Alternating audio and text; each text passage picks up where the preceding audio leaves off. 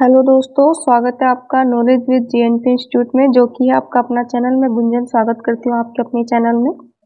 ये हिस्ट्री का पार्ट 3 है। इससे पहले 2 पार्ट ऑलरेडी अपलोड हो चुके हैं और उनमें हमने चैप्टर वाइज जो क्लास 6 की हिस्ट्री की बुक्स पढ़ी थी उनसे रिलेटेड चैप्टर वो क्वेश्चंस किए थे जो बीपीएससी में मतलब कि पूछे गए हैं बीपीएससी के पैटर्न के अकॉर्डिंग। क्योंकि आपका एग्जाम बीपीएससी ले रहा है तो आप लोग भी जानते हैं कुछ तो उनके अकॉर्डिंग क्वेश्चंस आने की पूरी पूरी पॉसिबिलिटी है, क्योंकि बीपीएससी अपने अकॉर्डिंग सब कुछ कर रहा है। तो इससे थोड़ा सा आप लोग सतर्क हो जाइए, अपनी स्टडी को थोड़ा सा स्मार्ट वे में सोचिए। और जैसा कि आप लोग जानते हैं कि बीपीएससी का नोटिफिकेशन आज आ चुका है, उसके बारे में भी हम थोड़ा सा एक वीडियो लेके आएंगे, तो उसको भी जरूर देखिएगा। इस वीडियो में हम मगध एंड मौर्य एम्पायर के बारे में बात करेंगे। इसका पीडीएफ आपको मेरे टेलीग्राम चैनल पर मिल जाएगा। अगर टेलीग्राम से नहीं जुड़े हैं तो लिंक डिस्क्रिप्शन में है, जुड़ जाइएगा। और ये बिहार शिक्षक भर्ती के लिए कक्षा 1 से 5 के लिए सामान्य अध्ययन की प्रैक्टिस बुक है। ये डॉक्टर रंजीत आईएएस की, इसमें सॉल्यूशन काफी अच्छे हैं। तो आप रुक्मणी पब्लिकेशन की, एंड ये लैंग्वेज के लिए, क्योंकि जितनी ज्यादा प्रैक्टिस करेंगे उतने ही मार्क्स इंक्रीज होंगे। इन बुक का लिंक आपको डिस्क्रिप्शन में मिल जाएगा, तो आप ऑनलाइन वहां से बाय कर सकते हैं।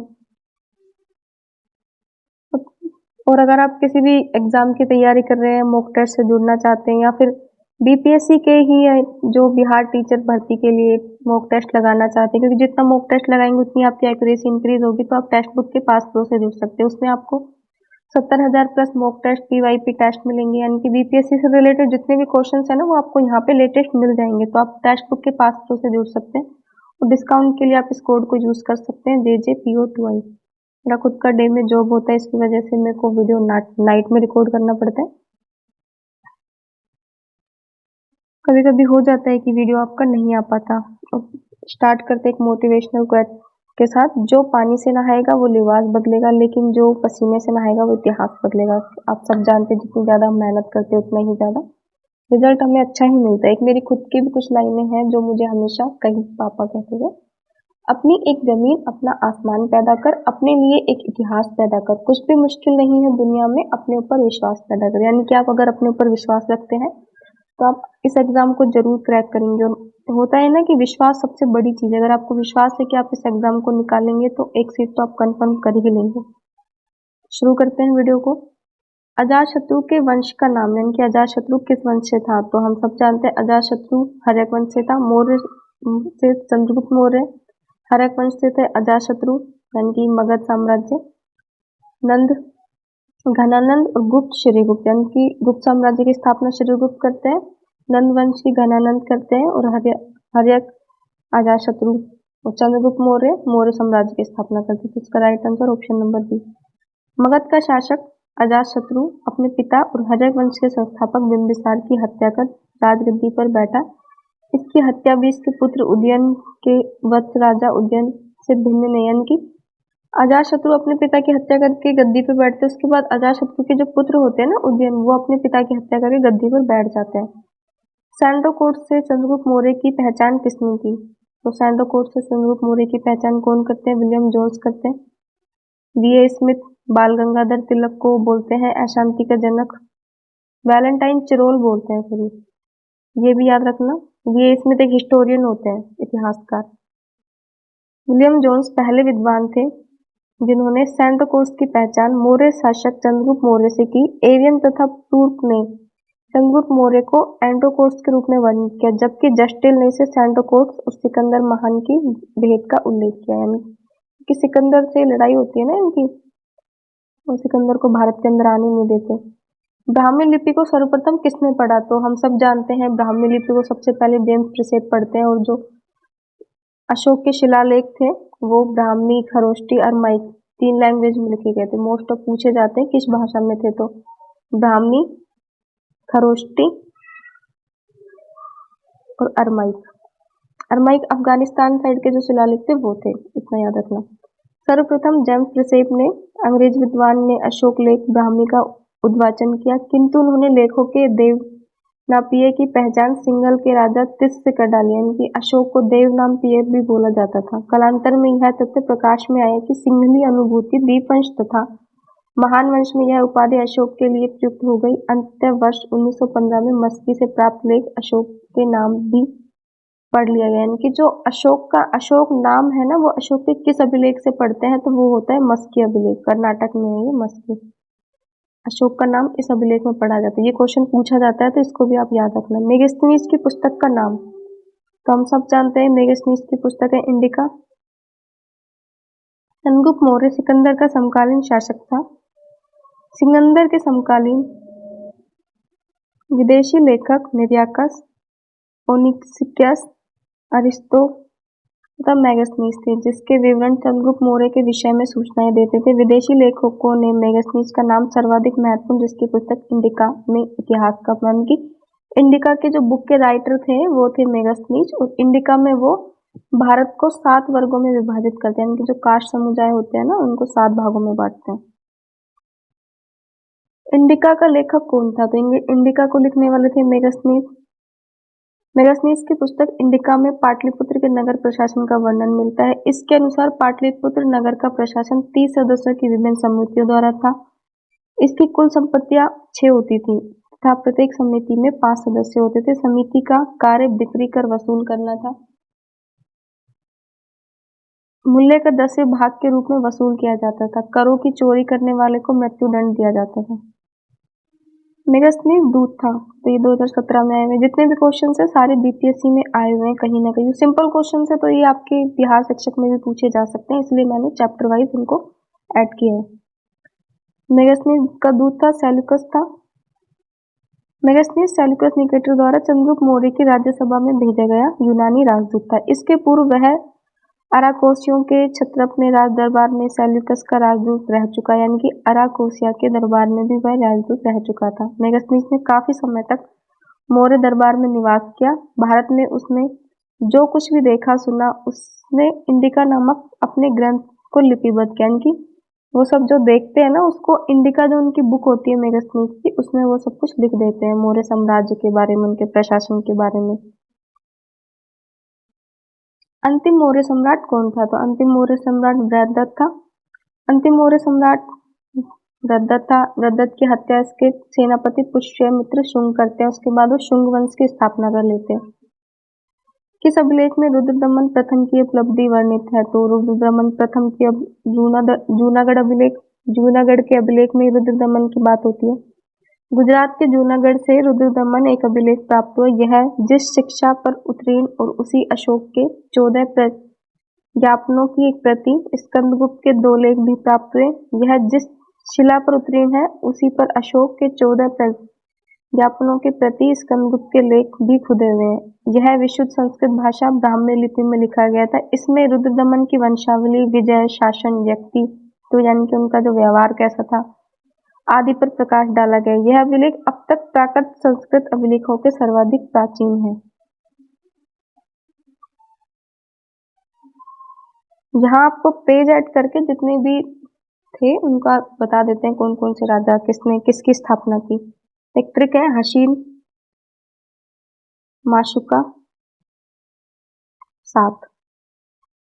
हर्यक वंश की स्थापना करते हैं मगध से होते हैं अजातशत्रु। फिर होते हैं नंदवंश से फिर आता है शिशुनाग वंश, और फिर आता है नंदवंश की स्थापना करते हैं घनानंद।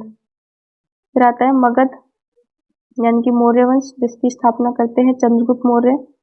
फिर चंद्रगुप्त मौर्य वंश का अंतिम शासक होता है वृद्धरथ। उसके बाद आता है शुंग वंश की स्थापना करते हैं पुष्यमित्र शुंग। फिर आता है कणव वंश की स्थापना करते हैं वासुदेव कणव। और सातवाहन की स्थापना करते हैं सिमुक। इस ट्रिक से आप इन चीजों को याद रख सकते हैं।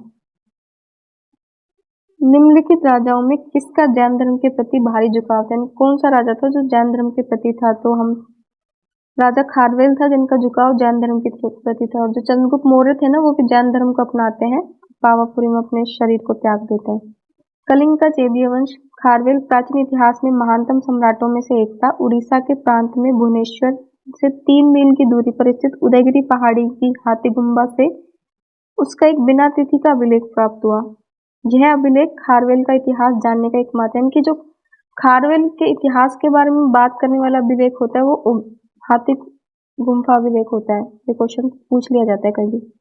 इसका जैन धर्म के प्रति झुकाव था। हाथी गुम्फा अभिलेख प्राकृत भाषा में है। जितने भी अभिलेख है वो प्राकृत और ब्राह्मी में ही होते हैं। कलिंग नरेश खारवेल का संबंध किससे रहता है? कलिंग नरेश खारवेल का संबंध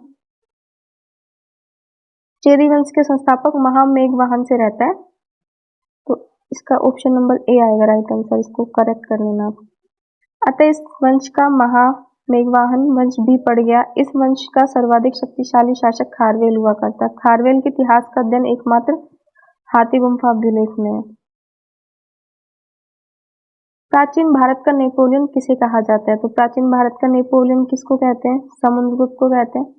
इतिहास विंसेंट स्मिथ ने अपनी रचना अर्ली हिस्ट्री ऑफ इंडिया में समुद्रगुप्त की वीरता विजय पर मुग्ध होकर उसे भारतीय नेपोलियन की संज्ञा दी। समुद्रगुप्त की विजय का वर्णन प्रयाग प्रशस्ति में, यानी कि प्रयाग प्रशस्ति का जो अभिलेख है ना इलाहाबाद का, वहां पर मिलता है। इसके लेखक हरिशेन थे, प्रयाग प्रशस्ति के। गुप्त सम्राट जिसने हूणों को पराजित किया, तो हूणों को पराजित करने वाले थे स्कंदगुप्त। हूणों का पहला भारतीय आक्रमण गुप्त सम्राट स्कंदगुप्त के शासनकाल में हुआ। स्कंदगुप्त के हाथों वे बुरी तरह परास्त हुए। वो क्या करते हैं कि आते हैं भारत पर आक्रमण करने के लिए, लेकिन स्कंदगुप्त उनको भारत में एंट्री ही नहीं करने देते। यूएस राय के अनुसार इस हूण आक्रमण का नेता खुशनवाज था। यह आक्रमण एक धावा मात्र रहा देश के ऊपर, इसका कोई तात्कालिक प्रभाव नहीं पड़ा, किंतु परोक्ष रूप से इसने गुप्त साम्राज्य के पतन की गति को तेज कर दिया। स्कंदगुप्त की मृत्यु के बाद 5वीं शताब्दी के अंत और 6ठी शताब्दी के प्रारंभ उत्तर पश्चिम में कई क्षेत्रों पर हूणों ने कब्जा कर लिया था। यानी कि जब तक स्कंदगुप्त थे तब तक उन्होंने भारत की सीमा में इनको एंट्री ही नहीं दी। किस प्रकार की भूमि को अप्रहत कहा जाता है? अप्रहत बिना जोती हुई जंगली भूमि को कहते हैं, यानी कि जो बंजर टाइप की भूमि होती है, बिना जोती हुई वह भूमि जिसमें खेती न की गई हो, अप्रहत कहा जाता है। यह गुप्तकालीन राजस्व व्यवस्था का एक पद है, टर्म। चीनी यात्री संयुग्म भारत की यात्रा कब करते हैं? तो चीनी यात्री 1515 से 1520 के मिड में करते हैं, लेकिन जो एग्जैक्ट ईस्वी आती है 1518 ईस्वी में करते हैं। तो ये 1515 से 20 के बीच में आ रहा है, इसलिए ऑप्शन नंबर ए राइट होगा। क्वेश्चन नंबर 48, हर्षवर्धन के शासनकाल में किस चीनी यात्री ने भारत की यात्रा की? तो हर्षवर्धन के शासनकाल में जो चीनी यात्री आते हैं, हम सब जानते हैं हेंगसांग आते हैं। इसका right answer option number B, है से हर्षवर्धन और है से ही हेंगसांग, इससे भी याद कर सकते हो। हर्षवर्धन के समय सर्वप्रथम घटना चीनी यात्री हेंगसांग ने भारत आगमन की। इसकी उत्कृष्ट अभिलाषा महात्मा बुद्ध के चरण चिन्हों द्वारा पवित्र किए गए स्थानों को देखने और पवित्र बौद्ध ग्रंथों का अध्ययन करने की है। उन दिनों भारत में सुलभ थे। इस उद्देश्य की पूर्ति हेतु तांग शासकों की राजधानी चंगन से भारतवर्ष के लिए प्रस्थान किया गया। अपनी भारत यात्रा के ऊपर उसने एक ग्रंथ लिखा जिसे सियूं की कहा जाता था, यानी कि सियूं की जो ग्रंथ लिखते हैं वो हेंगसांग लिखते हैं। कलहण की पुस्तक राजतरंगिणी अर्थशास्त्र को लिखने वाले थे कौटिल्य। इंडिका मेगास्थनीज की है। कलहण ने राजतरंगिणी में कश्मीर का इतिहास लिखा। इस ग्रंथ की रचना कलहण ने जयसिंह के शासनकाल में पूर्ण किया। चंद्रगुप्त मौर्य के प्रधानमंत्री चाणक्य ने राजनीति शास्त्र पर प्रसिद्ध ग्रंथ अर्थशास्त्र को लिखा। तो चाणक्य को ही कौटिल्य भी कहा जाता था, ये भी याद रखना। ओदन शिक्षा केंद्र किस राज्य में है? यानी कि ओदनपुर शिक्षा केंद्र, ओदनपुर शिक्षा केंद्र है बिहार में। तो ये क्वेश्चन बिहार से रिलेटेड है। बिहार से रिलेटेड क्वेश्चन जरूर ही पूछे जाएंगे क्योंकि आपका एग्जाम बिहार स्पेशल है, इसलिए बिहार से रिलेटेड करंट अफेयर्स हो गया और हिस्ट्री में आपका बिहार से रिलेटेड हो गया। अब 1857 पढ़ते हो तो बिहार का उसमें क्या योगदान था, ये सब पार्ट आप अच्छे से कवर करना। और इसका वीडियो मैं पहले बना चुकी हूँ, अगर नहीं देखा हो प्लेलिस्ट में देख सकते हैं। उदयपुर जिसे उदानपुर भी कहा जाता है, प्राचीन काल में प्रमुख शिक्षा केंद्र था। यह बिहार राज्य में अवस्थित था। इसकी स्थापना पाल वंश के प्रथम शासक गोपाल ने की थी। तो ये थे आपके क्वेश्चंस। अगर वीडियो अच्छा लगा हो तो वीडियो को लाइक कीजिए। थोड़ा सा मैं आपको मगध साम्राज्य के कुछ इंपॉर्टेंट क्वेश्चंस भी बता देती हूँ। और जो मगध साम्राज्य स्थापित होता है वो होता है 6ठी शताब्दी में। शताब्दी कई बार पूछ लिया जाता है।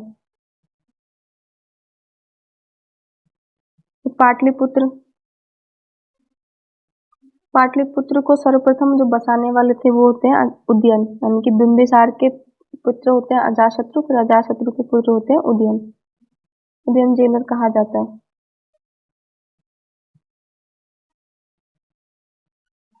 हर्यक वंश का अंतिम शासक होता है नागदशक, यानी कि हर्यक वंश अंतिम शासक नागदशक। सिकंदर की मृत्यु कहाँ हुई? बेबीलोन में। ये तो फेमस है, बचपन से हम पढ़ते आ रहे हैं। उसके बाद आता है बौद्ध ग्रंथ।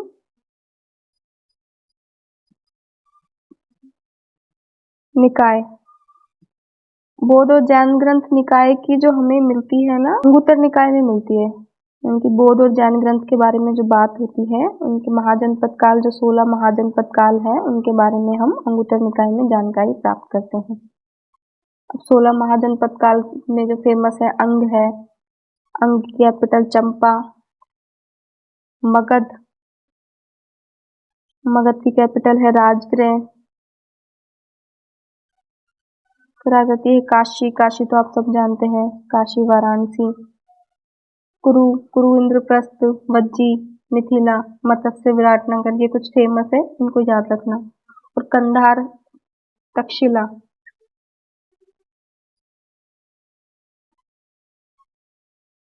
इतना ही है इसमें। तो ये था आपका वीडियो। वीडियो अच्छा लगा हो तो वीडियो को लाइक कीजिए, शेयर कीजिए, कमेंट कीजिए। अगर कोई पार्ट मैंने शायद गलत बोल दिया हो तो, और कोई आपका डाउट है तो कमेंट बॉक्स में पूछिए, आपको रिप्लाई जरूर मिलेगा। तो चैनल को सब्सक्राइब कीजिए। जय हिंद, जय भारत।